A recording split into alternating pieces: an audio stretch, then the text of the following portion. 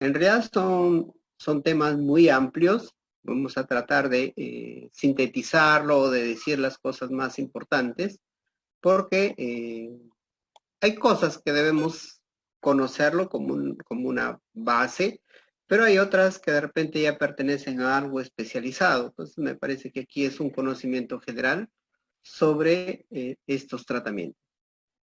En realidad estos dos tratamientos se les conoce como terapias de sustitución renal, si la van a encontrar. Entonces, tanto la hemodiálisis como la diálisis peritoneal sustituyen la función del riñón. Y en ese caso, lo primero que tenemos que preguntarnos es, ¿cuándo debe hacerse? ¿No? Entonces, esa es una de las primeras interrogantes que vamos a tratar y es lo que siempre evaluamos nosotros, ¿cuándo iniciar? ¿Cuándo hacer una diálisis? Entonces, los objetivos de esto es más o menos conocer aspectos muy generales de lo que es hemodiálisis y lo que es diálisis peritoneal.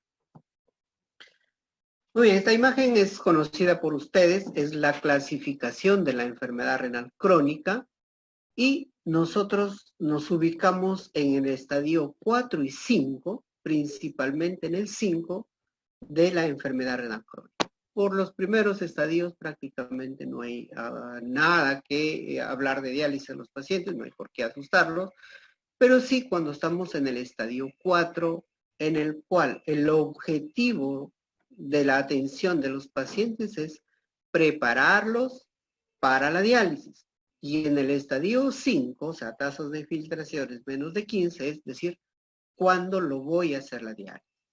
Entonces, nos ubicamos prácticamente en el estadio 5 de la insuficiencia renal. Esa pregunta de cuándo hacer diálisis ha sido una cosa tan cambiante y nosotros aquí tenemos un artículo que salió publicado en 2018, pero que recogía la historia de la manera como habíamos estado haciendo diálisis nosotros durante muchos años. Y miren lo que pasaba con la tasa de filtración glomerular que nosotros utilizábamos a lo largo del tiempo para iniciar las diálisis de un paciente.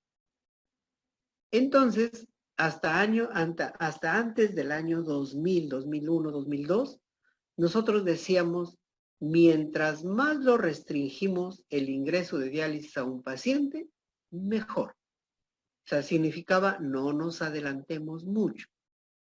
Sin embargo, en 2003 y 2004 salieron unos estudios en el cual nos dijeron, si tú te adelantas a iniciar diálisis, el paciente va a estar mejor.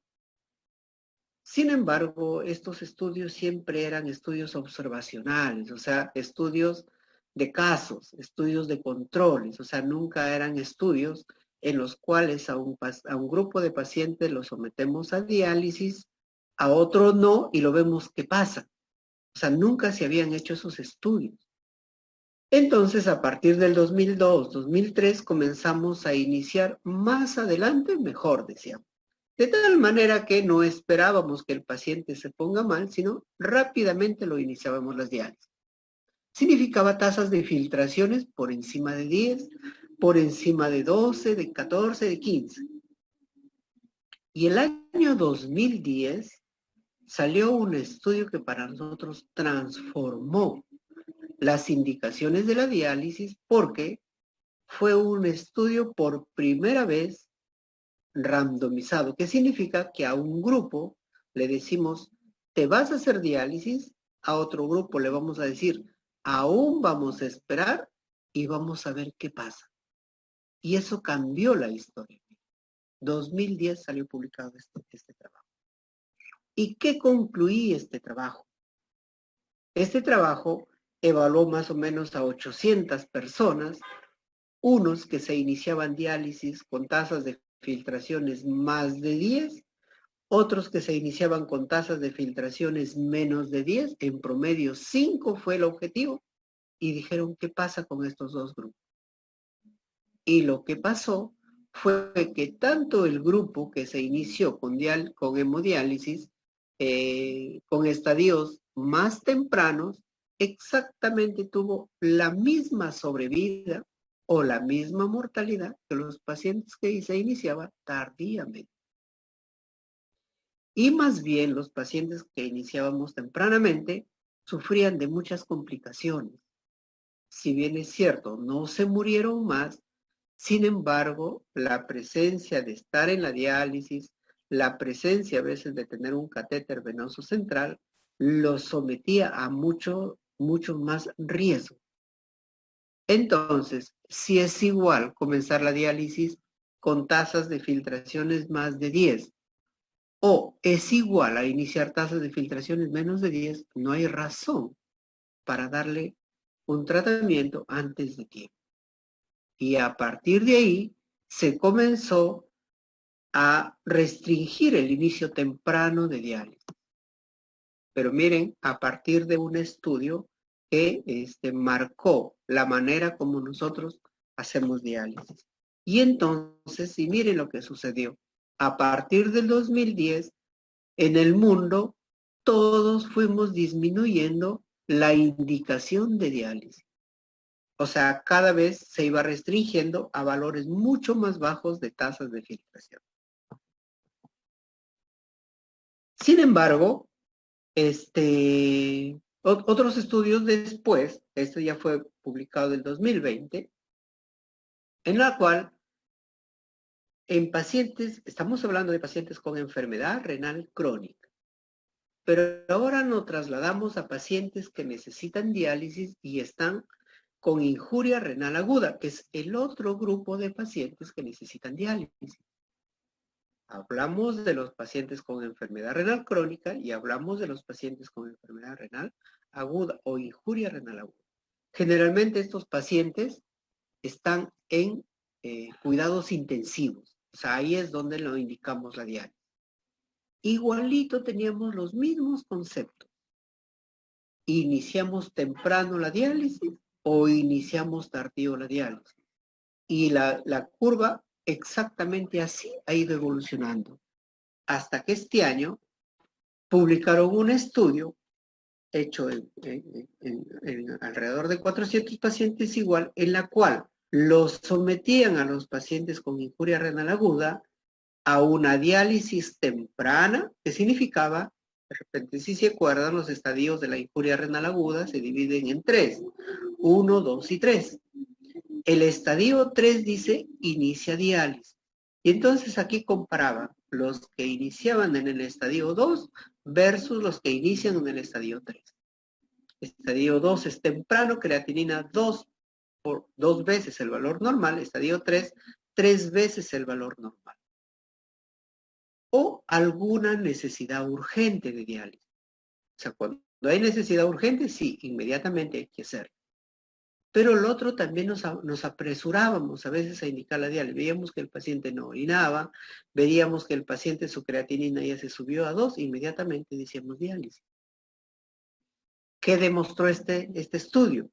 Como son injurias renales agudas, pues no se puede evaluar mortalidad en los años, sino solamente en 3 meses.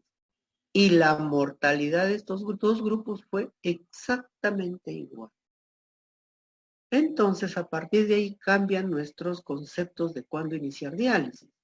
Y actualmente decimos diálisis inmediata solo cuando hay emergencia.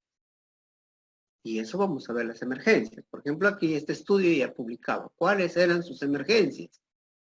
Hipercalemia, acidosis metabólica, una congestión pulmonar o sobrehidratación, un PAFI menor de 200 siempre en cuando el paciente estuviera hinchado. Entonces, eso eran indicaciones para iniciar. Sin embargo, tampoco hay que esperar las diálisis de emergencia, porque las diálisis de emergencia en pacientes con enfermedad renal crónica, ingresa el paciente por emergencia y es un paciente muy grave ya. Entonces, hay que tener cuidados exactamente cuándo iniciar la diálisis. Entonces, ustedes están viendo, es un poco controvertido cuándo iniciar. Y esto es prácticamente lo actual, lo que nosotros nos orienta a la diálisis actualmente. Entonces, tasas de filtraciones, y esto es el concepto final de esta primera parte. Si nosotros iniciamos a un paciente con tasas de filtraciones más de 10, no es indicado. Por favor, esto es el concepto importante. Un paciente con tasa de filtración más de 10 no está indicado adecuadamente la diálisis. Menos de 10, sí, hay que valorarlo. Entonces, menos de 10, evaluaré mi paciente. ¿Qué síntomas tiene? Por ejemplo, el potasio se le comienza a subir. Por ejemplo, está muy hinchado. Por ejemplo, está muy acidótico. Por ejemplo, tiene sangrados digestivos. Entonces significa que esta persona tiene síntomas. Y tasas de filtraciones menos de 10, está indicado la diálisis. El paciente con uno de los síntomas urémicos más importantes es la falta de apetito. Entonces, no comen los pacientes. Si además no come y tiene tasas de filtraciones menos de 10, entonces, indicado la diálisis. Pero hay una indicación adicional. Cuando el paciente tiene tasas de filtraciones menos de 5, y aquí hay un concepto que está un poquito en controversia, otros dicen menos de 7, siempre hay que indicarlo la diálisis. Conclusión. Tasas de filtraciones más de 10, no está indicado la diálisis. Tasas de filtraciones menos de 10, solamente si hay síntomas. Y tasa de filtraciones menos de 7, hay que hacerle la diálisis. Eso es, de repente, la conclusión más importante de cuándo iniciar la diálisis. ¿Qué síntomas estamos hablando que son pacientes necesitan urgente la diálisis? En ese momento tenemos que hacerle la diálisis. Los pacientes hinchados con congestión pulmonar, insuficiencia respiratoria, es una indicación inmediata. Acidosis metabólica, hipercalemia, que usualmente han estado en tratamiento, pero son refractarios al tratamiento, usualmente hay que indicarle la diálisis. Decimos gastropatía urémica, pero en realidad nos estamos refiriendo a hemorragia digestiva alta, indicación de hemodiálisis. La pericarditis urémica, que es una cosa un poco más difícil de encontrar, es un frote pericárdico el que nos está avisando que hay una pericarditis, indicación de diálisis de emergencia. Las encefalopatías son un poco más difíciles de valorar porque el paciente a veces puede tener encefalopatía de otra razón. Puede ser hipoglicemia, puede ser hiponatremia, puede ser efectos de medicamentos, puede ser accidentes cerebrovasculares. Entonces hay que valorar muy bonito, con más detenimiento las encefalopatías para pensar que efectivamente son encefalopatías urémicas. ¿Qué significa? Que obedecen al síndrome urémico. Y algunas intoxicaciones por medicamentos, por ejemplo el atenolol, que usualmente puede dializarse, o sea, puede el medicamento eliminarse a través de la diálisis.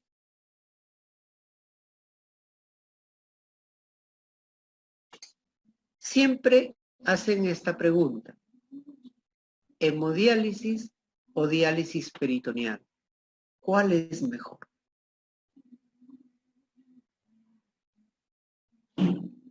Entonces, realmente es una pregunta que hasta ahorita seguimos tratándonos de decir o de encontrar la respuesta, pero a lo largo de todo este tiempo, ninguna de las otras diálisis, ninguna de las dos ha demostrado ser mejor, sino que cada una tiene su indicación. O sea, en conclusión de esto, cuando te haga la pregunta, hemodiálisis o diálisis peritoneal, ¿cuál es mejor? Ninguna de las dos es mejor. Ambos son tratamientos que son adecuados para pacientes con enfermedad renal crónica cuando está indicado. O sea, ambos son adecuados. Entonces sí hay algunas condiciones, sí hay algunos requerimientos en la cual un paciente la podemos poner en hemodiálisis o en diálisis peritoneal. Es otra cosa. O sea que es no porque uno sea mejor que otra, sino porque hay condiciones para hacer una y condiciones para hacer otra. Por ejemplo, pacientes que viven en Huamachuco o en la sierra o en lugares donde no hay hemodiálisis. Esos pacientes están obligados a hacerse diálisis peritoneal, que se hace en el domicilio, que se hace por el mismo paciente. Por ejemplo, Cajamarca, Jabamba, cualquier lugar donde no haya centros de diálisis. No podemos ofrecerle hemodiálisis a esas personas. Pacientes, por ejemplo, que no ven y no pueden hacerse la diálisis sola. Entonces no ve el paciente. El tratamiento de diálisis peritoneal necesita una persona que vea adecuadamente, una persona que más o menos levante 2 o 3 kilos diariamente de peso, que es el peso de la bolsa de diálisis peritoneal. Entonces, si no puede hacerlo, es imposible que esa persona vaya a diálisis peritoneal. Niños, por ejemplo. Niños, no podemos colocarle un catéter de hemodiálisis, ni podemos hacerle una fístula, que es el acceso vascular. No se puede hacer. Esos niños están obligados a hacerse diálisis peritoneal. Pacientes con insuficiencia cardíaca, con cirrosis, ellos están obligados a ir o es preferible que vayan a diálisis peritoneal. Pacientes con cirugías abdominales muy extensas, posoperados de apendicitis, de peritonitis, esos pacientes tienen la membrana peritoneal ya muy deteriorada. Pacientes que tienen colostomías, iliostomías, no podemos colocarlo el catéter peritoneal. Están obligados a hacerse hemodiálisis. Entonces, no es una comparación adecuada decir cuál es mejor. La conclusión de esto es que ambos son tratamientos adecuados para los pacientes que lo necesitan. Ninguna es mejor que la otra. ¿En qué principios se basa tanto la hemodiálisis como la diálisis peritoneal? O sea, ¿de qué depende? ¿Por qué lo hacemos finalmente? Muy bien, los conceptos son en que el paciente que tiene enfermedad renal crónica o injuria renal aguda tiene acumulación de alguna sustancia. Urea, creatinina, ácido úrico, calcio, fósforo, están alterados, sodio, potasio. Entonces, la persona necesita retirar esa cantidad de sustancias de su cuerpo. Entonces, la manera como la vamos a retirar, uno, en que no hay una membrana, no hay un método para escoger determinadas sustancias y retirarla a esas. No hay manera para escoger la urea y la creatinina de la sangre y sacarla. Entonces, el principio se llama utilizar una membrana semipermeable y someterlo a un principio de difusión. Difusión significa que si hay una sustancia que está en exceso en un lado, a través de la membrana semipermeable va a pasar al otro lado. Entonces, vamos a tener compartimentos. Uno será el compartimento de la sangre del paciente y otro será el compartimento de un líquido a la cual la vamos a poner en contacto a través de una membrana semipermeable. Y ocurre, a través de esa membrana van a ocurrir difusiones o pasaje de sustancias del sitio donde hay más al sitio donde hay menos. Ese es el principio más importante, que es la difusión. Y a través de eso saldrán solutos. Otro de los principios que aplicamos principalmente en hemodiálisis es la convección. Y la convección significa que a uno de estos compartimentos, que es la sangre, la vamos a someter a una presión adicional. O sea, no dejamos que las partículas difundan solas, sino que además la vamos a poner una fuerza adicional. Entonces, esa fuerza adicional a través de esta membrana semipermeable pasará con más intensidad, con más fuerza. Pasa el agua y siguiéndolo al agua va a pasar las toxinas. O sea, va a pasar urea, creatinina. Entonces, el principio de la convección es la utilización de una fuerza en la cual hacemos pasar agua y junto con el agua pasarán solutos. Dos principios, difusión y convección. Pero en diálisis peritoneal utilizamos un principio adicional que se llama la ósmosis. Entonces, yendo al concepto de un agente osmotis, significa tener una sustancia que tiene la capacidad de absorber agua sobre todo. Entonces hay agentes osmóticos o sustancias osmóticas que nosotros ya lo conocemos desde que estudiamos la osmolaridad de la sangre, que es el sodio, que es la glucosa y que es la urea. Pero hay otras sustancias osmóticas, por ejemplo el manitol, por ejemplo aminoácidos, por ejemplo derivados de la glucosa como la dextrina o del dextrano. Entonces son otros agentes osmóticos.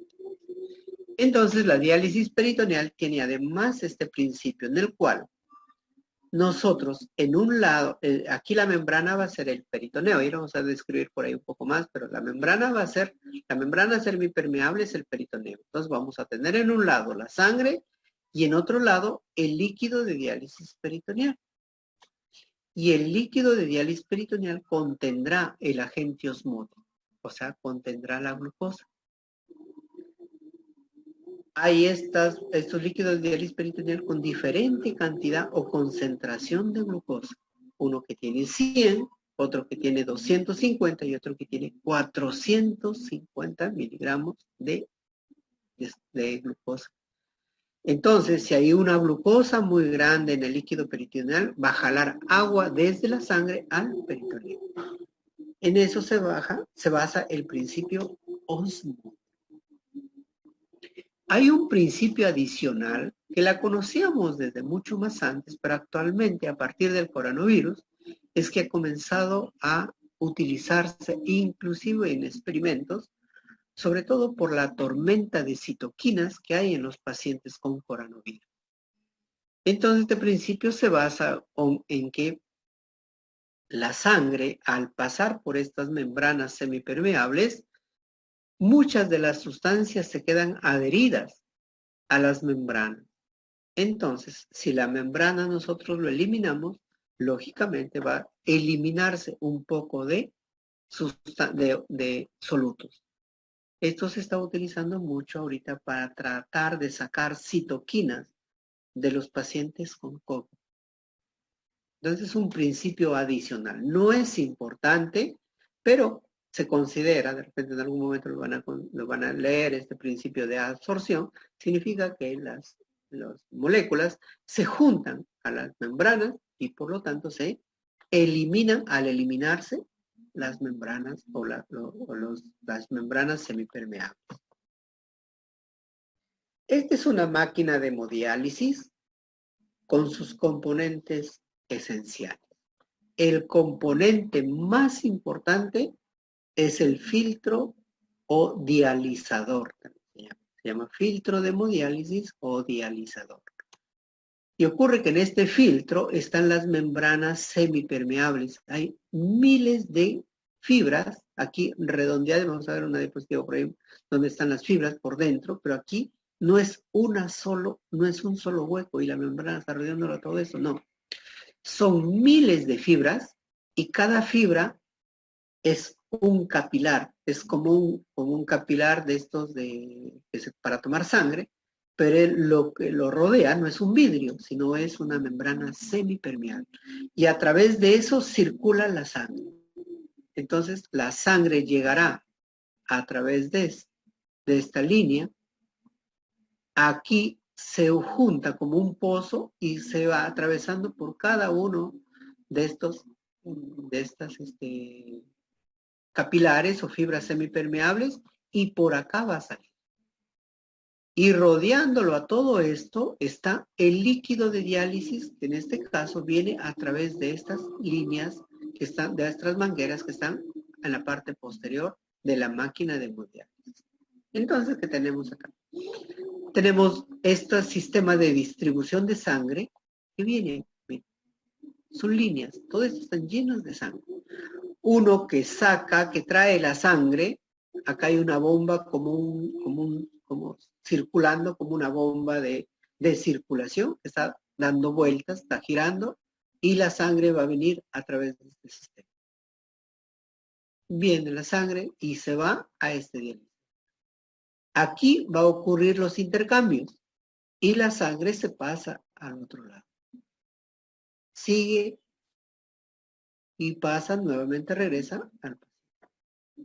Entonces, miren, a veces tienen el concepto de que la sangre ingresa a la máquina. La sangre no ingresa a la máquina de diálisis. La sangre simplemente se mantiene en este sistema, se llama sistema extracorpóreo. Viene la sangre, se va por el dializador, regresa la sangre y regresa la persona. Pero ha hecho los intercambios acá. Entonces la composición será del dializador, del líquido que se va a poner en contacto con la sangre y del sistema que nos está trayendo la sangre a este dializador. La vemos aquí. Entonces, aquí tenemos nosotros que viene, sale la sangre de una. Esto se llama la fístula arteriovenosa. La fístula es una unión entre la arteria y la vena. Se une. De tal manera que la sangre va a circular de la arteria directa a la vena. Entonces, como son venas de bajo flujo, se crecen las venas. A través de eso podemos sacar la sangre. Entonces la sangre viene y circula a través de esta línea arterial. Y va a venir esta sangre y va a ingresar a este sería el dializador. Aquí se va a poner en contacto con un líquido que viene desde la máquina de diálisis. Viene el líquido. Y lo está envolviendo a cada una de estas fibras para que haga los intercambios, porque estas son fibras semipermeables. Entonces la sangre va a tomar algunas sustancias, el líquido va a tomar algunas sustancias de la sangre regresará al paciente, a través de esto regresa, y el líquido lo eliminamos por el desagüe, pero va eliminando algunas sustancias que están en exceso en la sangre. La vemos aquí. Este es el dializador. Entonces le decía, cada uno de estos hay miles, millones de capilares, de fibras, y por cada uno va a circular la sangre. Por cada uno de estos capilares circula la sangre, y los glóbulos rojos, como, así lo llamamos nosotros, como en fila india, quizá. Esta partecita es esta. Y en cada uno, aquí hay miles de capilares o de fibras, o de capilares hechos de fibras semipermeables, o de membranas semipermeables. Aquí la tenemos igual. Llega la sangre, como si llegara a un pozo, y por cada uno va a ir atravesando cada fibra, cada membrana. Y aquí lo vemos, una sola membrana. Entonces, viene del paciente, este es una sola de estas membranas, nomás una sola de estas viene, de tal manera que esto será la fibra semipermeable. Y rodeándola todo esto hay el líquido de diálisis. Entonces va a ser intercambio. De la sangre y del líquido van a pasar a la sangre. Entonces, a la persona, ¿qué le faltará, por ejemplo? Le falta bicarbonato. Entonces, este componente, esta solución tendrá bicarbonato. La persona que le sobra potasio, le sobra urea, le sobra creatinina. Entonces, el líquido de la diálisis tomará estos excesos y así la va limpiando la sangre de la persona.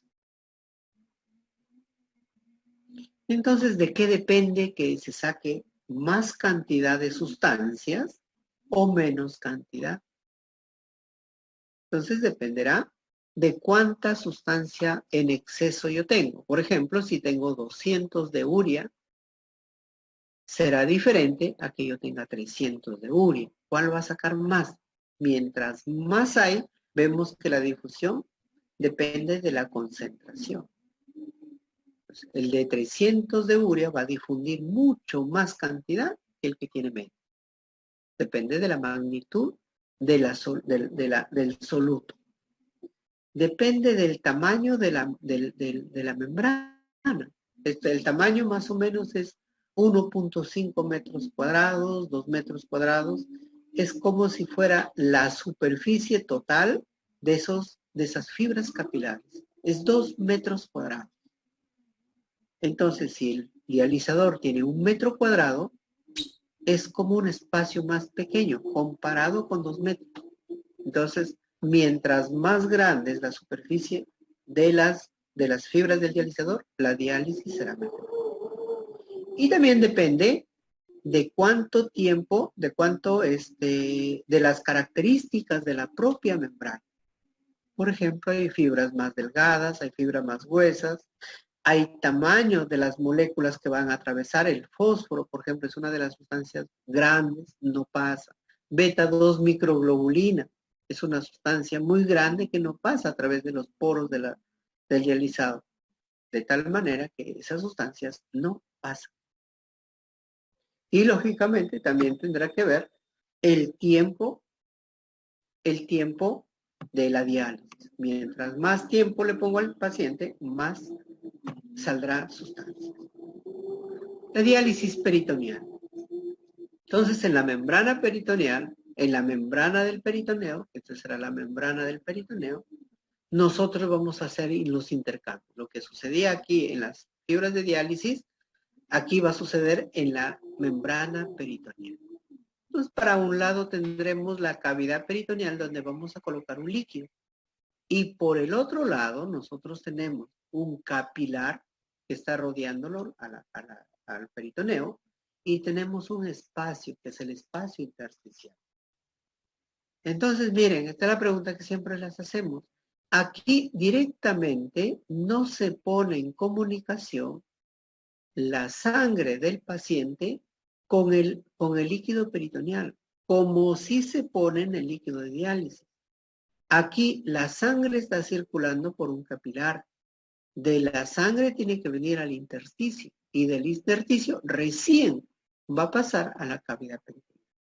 No directamente desde el capilar a la cavidad peritoneal. Entonces hay un líquido intersticial. Esto es importante porque aquí primero tiene que venir lo líquido de aquí o el líquido de aquí. Primero tiene que venir a este espacio la urea, la creatinina y de ahí recién pasar para acá. Entonces, no es lo mismo. Entonces, el peritoneo también es una membrana semipermeable con poros y esos poros tienen diferente tamaño. Se ha denominado la teoría de los 3 poros. Poros pequeños, poros medianos y poros grandes. Que es como decir huecos más pequeños, huecos medianos y huecos más grandes. Y por cada uno va a pasar diferentes tipos de sustancias. Por ejemplo, proteínas pasarán solamente si la persona tiene cantidad de poros grandes.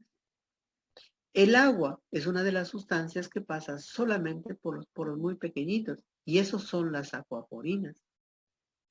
La urea y la creatinina pasarán por los poros medianos porque son sustancias relativamente pequeñas.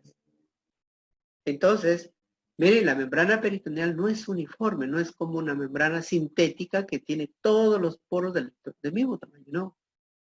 Aquí, y cada persona tendrá poros de diferente tamaño. Y cada uno tendrá su propia composición. Siendo que así, la diálisis peritoneal no será igual en todos. Y habrá aquellas personas que van muy bien haciéndose diálisis peritoneal como aquellas que no. Aquellas que no probablemente tienen sus características en estos poros. Y aquellos que van bien probablemente las características de sus poros sean adecuados para eliminar toxinas. Entonces, dependiendo de las características que tiene la membrana peritoneal en cada paciente, nosotros lo clasificamos a los pacientes de diálisis peritoneal. El test se llama el test de equilibrio peritoneal y nos sirve para ver características de la membrana peritoneal de cada paciente. Estos valores no es importante que las aprendan porque eso no tiene sentido, sino solamente los conceptos, porque son los conceptos los que vamos a utilizar. Entonces, lo clasificamos en transportadores lentos y en transportadores rápidos. Los transportadores rápidos significa que tienen poros tan adecuados para trasladar muy rápidamente las toxinas, los solutos, y lo pasan muy rápidamente de un lado a otro. Transportadores rápidos. Transportadores lentos significa que tienen poca capacidad para transportar solutos. Y eso como consecuencia va a dar características a estos pacientes. El transportador rápido se caracterizará porque sus niveles de urea, de creatinina, disminuyen y salen muy bien de la persona. Nosotros decimos esa persona se dializa muy bien. El transportador rápido. El transportador lento se caracterizará porque sus niveles de urea, creatinina, son elevados, porque no se trasladan tan rápidamente al líquido peritoneal. Entonces tendrán más elevado. Pero junto con el transporte de solutos, nosotros también tenemos o estamos transportando agua. Y el agua dijimos que depende de los agentes osmóticos. Entonces, si un paciente es transportador rápido, significa que la glucosa, que es el agente osmótico, también la va a trasladar muy rápidamente. Y del peritoneo, donde estamos poniendo glucosa para que haga efecto osmótico, rápidamente pasará a la persona. Y la persona subirá su glucosa. Entonces, ese paciente será un transportador de glucosa alto, pero muy poca agua jala. Esos pacientes viven hinchados. Y los transportadores bajos viven con niveles altos de urea y creatinina, pero su cantidad de agua que retienen en su cuerpo será muy baja. Entonces, lo importante es que entiendan ese concepto. Este es el catéter de diálisis peritoneal. Miren, donde colocamos el catéter. El catéter es de esta forma, se llaman cola de cerdo. La manera donde se coloque es a un costado del ombligo. Por aquí se introduce el catéter hasta la cavidad peritoneal. Es un catéter similar a este, exactamente igual, es el que está adentro, pero que se saca un poco más lejos del lugar donde se puso. Esto es para que aquí haya un trayecto subcutáneo que evite las infecciones, porque el paciente se va a ir hacia su casa, va a tener esto en su casa, y aquí se va a someter a muchos microbios. Entonces, este es el catéter peritoneal y así queda en el peritoneo. Las membranas son, tanto de los dializadores, los filtros, las fibras de los dializadores son similares a la diálisis peritoneal. Vemos, pero no son iguales. Cumplen la misma función, pero no son iguales. Esto es algo natural de la persona y con sus características naturales de la persona. Los dializadores, los capilares, son fibras artificiales, son fibras sintéticas, son hechos. Por eso es que pueden modificarse los huecos que tienen, porque son hechos por la misma persona, son hechos por el fabricante. En cambio aquí, la persona es como está. Bajo esas condiciones nosotros realizaremos diálisis peritoneal. Entonces, cumplen la misma función, pero no son iguales. Cumplen sí la misma. Los componentes principales, tanto de la hemodiálisis como de la diálisis peritoneal. El componente más importante será el dializador. El componente más importante será la membrana peritoneal. Esos hacen los intercambios. Pero aparte de eso, tendremos un sistema que sale la sangre y un sistema que lo regresa. Por aquí sale y por acá regresa la sangre.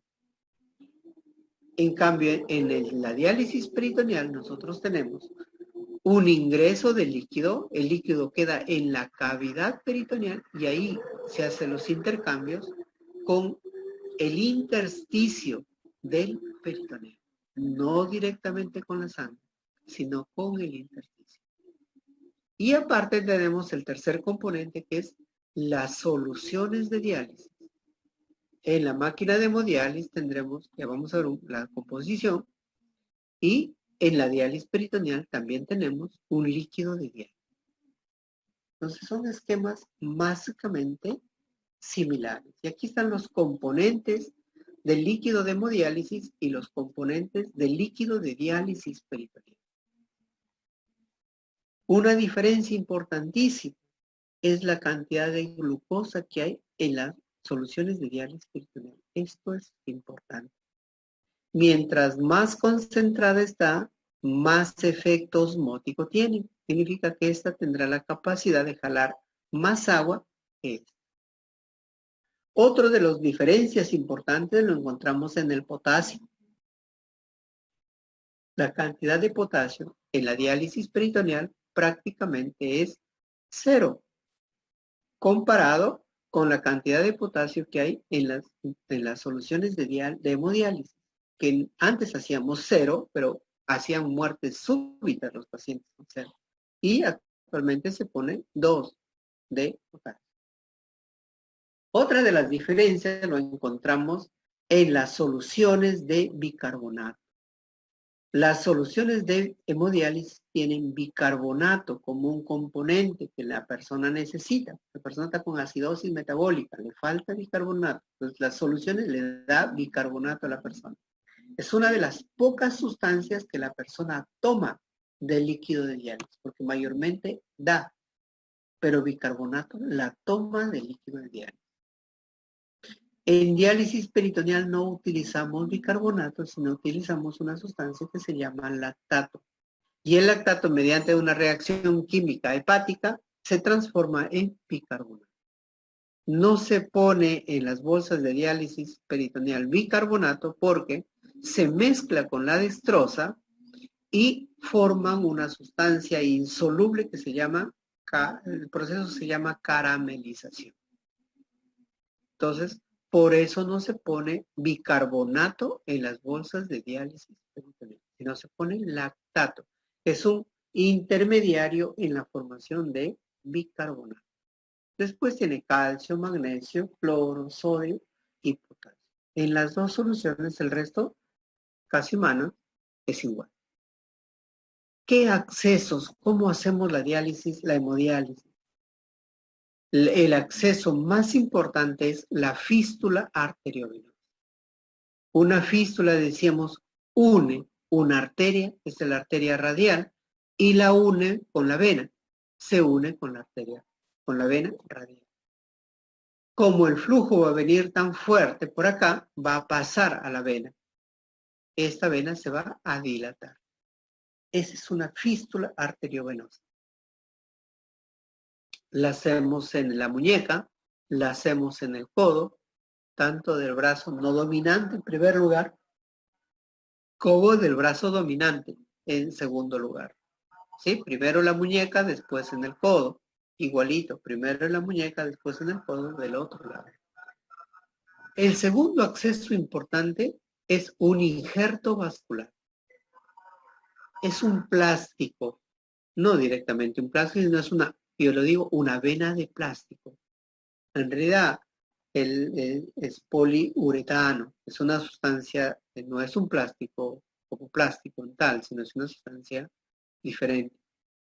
Pero es una vena que une la arteria, miren, la une la arteria con la vena. Hace un círculo y esto se queda de manera subcutánea, o sea, no se ve, pero sí se siente, se palpa en el brazo del paciente, de tal manera que por acá se coloca la aguja, por acá saldrá, va a la máquina de diálisis y por acá regresará.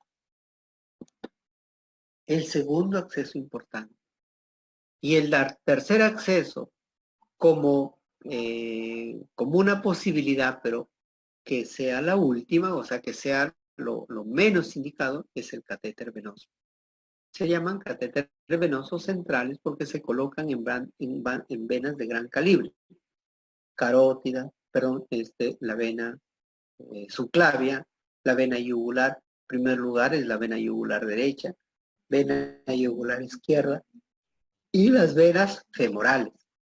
Son lugares donde nosotros colocamos los catéteres. Esto en último lugar, solamente cuando es extremadamente urgente, porque son muy peligrosos, son muy riesgosos. Miren cómo está la arteria y la vena juntos, miren cómo está la arteria y la carótida juntos, y muchas veces nosotros perforamos, lesionamos las arterias. Entonces, los catéteres son muy gruesos, miren, el catéter es muy grueso, está conectado prácticamente al corazón de la persona. Entonces, son tratamientos delicados, peligrosos, riesgosos, pero a veces son necesarios para salvar la vida del paciente. Esos son los accesos para hemodiálisis. Para diálisis peritoneal el acceso se llama catéter de diálisis peritoneal. Este es el catéter de diálisis. Entonces acá es como se coloca, les decía. Este será por donde ingresa, este será el músculo, aquí tiene un sistema de retén, se llama CAF o CUF, de tal manera que esto hace una reacción inflamatoria de tal manera que la persona no lo elimina este catéter. Entonces, por estos retenes o por estos CAF, que es como una lana que hace que la persona reaccione contra esto y lo reacciona y lo atrapa esto de una manera tan estrecha, lo junta de tal manera que el catéter no se sale y tiene dos de estos sistemas, los sistemas de seguridad. No es tan fácil de colocar, son operaciones un poco más delicadas, entonces, pero hay que hacer. ¿Qué determina la calidad de la diálisis? O sea, ¿de qué depende la calidad de la diálisis? El tiempo es el factor más importante que determina la calidad y la eficacia de la diálisis. El tiempo. De ahí dependerá de la calidad del dializador, dependerá del flujo de sangre, o sea, con qué velocidad está saliendo sangre, y si sale la sangre muy lentamente, lógicamente que es diferente a que venga la sangre con mucha rapidez. Cuando pasa por este dializador muchas veces, lo dializa o hace una mejor diálisis. Lo mismo dependerá de qué cantidad de líquido esté circulando por acá. Si el líquido circula muy despacio, entonces no va a ser buenos intercambios. En cambio, si el líquido es como si estuviéramos cambiando agua limpia todo el tiempo.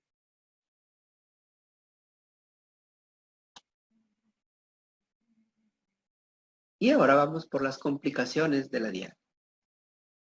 Entonces, hay complicaciones de corto tiempo o complicaciones inmediatas. Hay complicaciones mediatas o de repente de días, de semanas, y hay complicaciones tardías. Inmediatas, el paciente se puede morir en diálisis. Hace reacciones severas, reacciones idiosincráticas, hace reacciones alérgicas, el paciente se muere en la diálisis.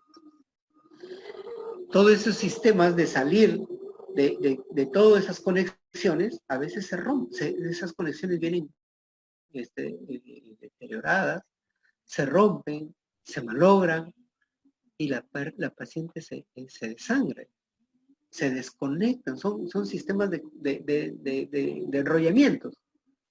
Y a veces el paciente mismo está jugando, no sabe lo que está haciendo y desenrolla uno de esos y la sangre comenzó a salir. Se desconecta. las fibras del dializador pueden venir rotas y la sangre se escapa. Puede haber hemólisis, puede coagularse. Toda la sangre del paciente, al salir de todo ese sistema, se queda coagulado todo. Hay sangrados con anemias agudas, hay dolor precordial. Pero en lo que más vemos nosotros son las hipotensiones. Eso es lo que más vemos. Y es lo más grave, que estar inmediatamente. Por eso realmente cada médico está atendiendo a 12 pacientes. Un médico está atendiendo a 12 pacientes. Y cada enfermera está atendiendo solamente a 4 personas. Por lo delicado que es este tratamiento. Entonces todo el tiempo hay que estarlo vigilando, todo el tiempo hay que estarlo observando. ¿Por qué? Son tratamientos delicados. Entonces la complicación inmediata más importante es las hipotensiones. Hay otras que no necesitan tratamiento inmediato, son las náuseas, vómitos, cefaleas, las hiponatremias, hipernatremias. Pero en general ahora las máquinas son muy seguras de tal manera que ya no existen muchas de estas complicaciones. Sí, de repente náuseas y vómitos acompañado a las hipotensión. De todo esto, lo más importante es lo más frecuente, la hipotensión. Lo más grave será la coagulación, la hemólisis. El embolismo gaseoso significa que ingresa aire a través de esos catéteres.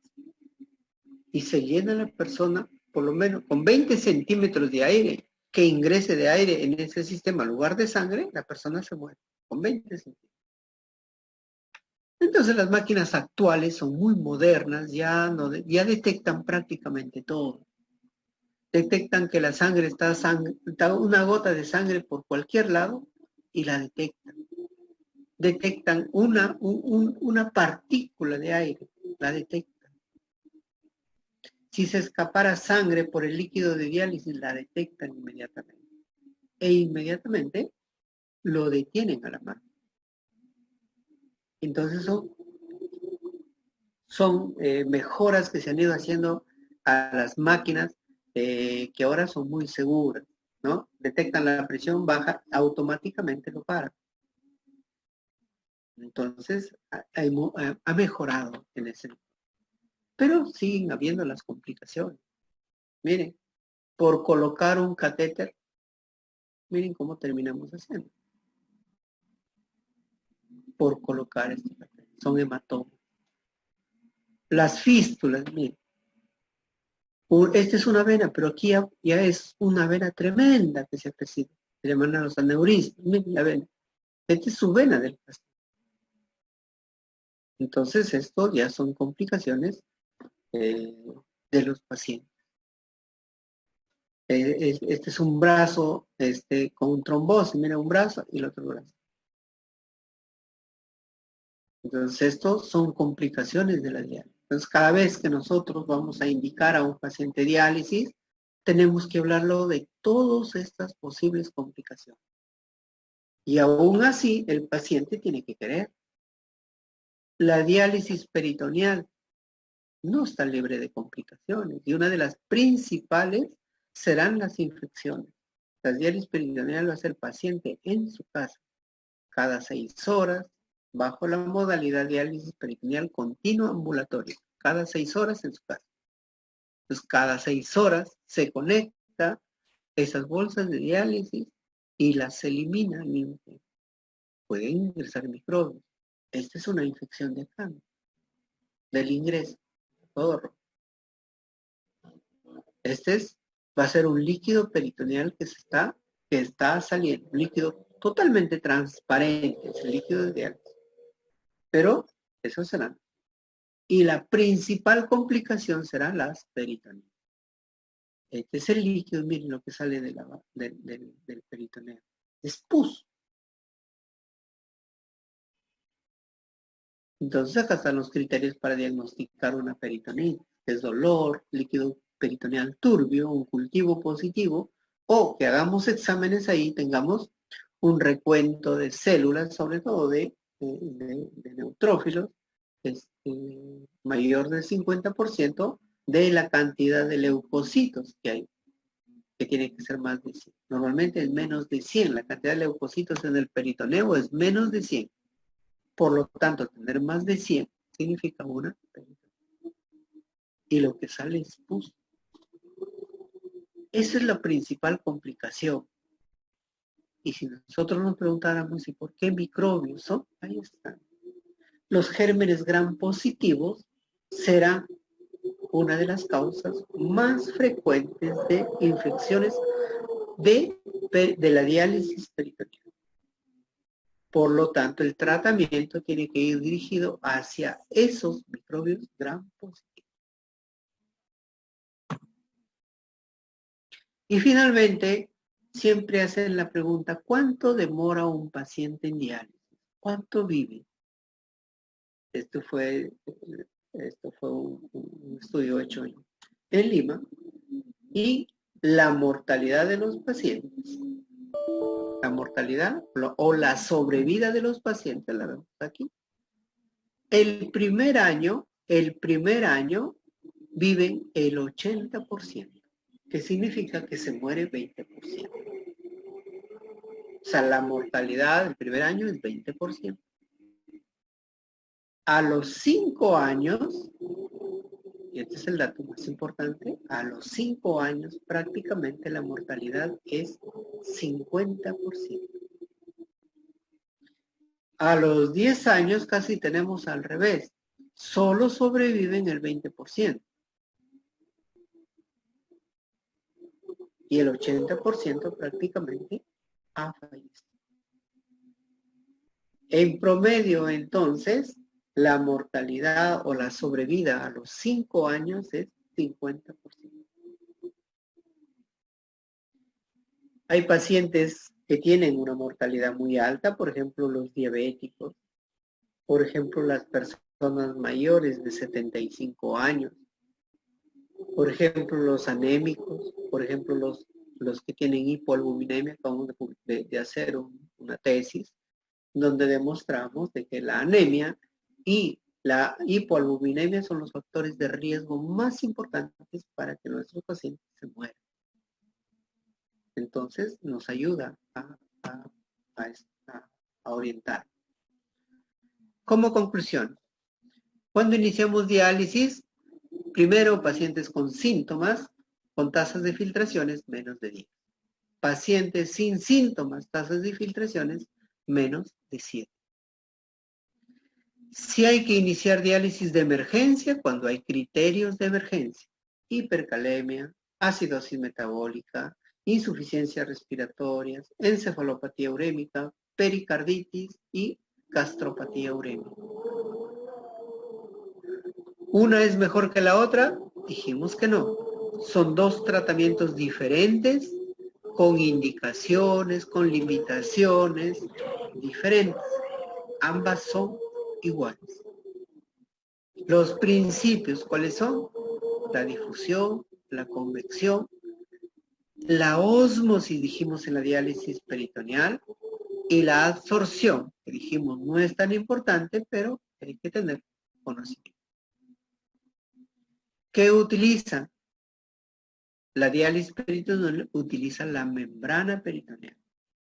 Pero además nosotros estamos en contacto con el intersticio, con capilares, con vasos linfáticos. Los accesos vasculares, en primer lugar, para hemodiálisis, la fístula. En segundo lugar es el injerto y en tercer lugar es el catéter venoso. Para la diálisis peritoneal será el catéter de diálisis peritoneal. Los componentes del líquido de diálisis tenemos ahí sodio, glucosa, cloro, bicarbonato. Dijimos que es diferente en la cantidad de glucosa, en la cantidad de potasio y en la cantidad de lactato. La diálisis peritoneal utiliza lactato, la solución de hemodiálisis utiliza bicarbonato. ¿Son tratamientos simples? No. Son delicados con muchas complicaciones. Pero es una manera de seguir viviendo y como una complicación, como una conclusión final es que la mortalidad a los 5 años es 50%. Si hubiera alguna pregunta, las contesto.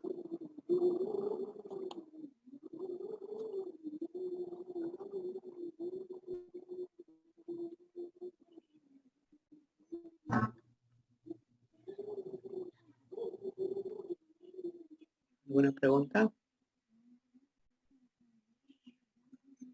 Y si no, la finalizamos aquí y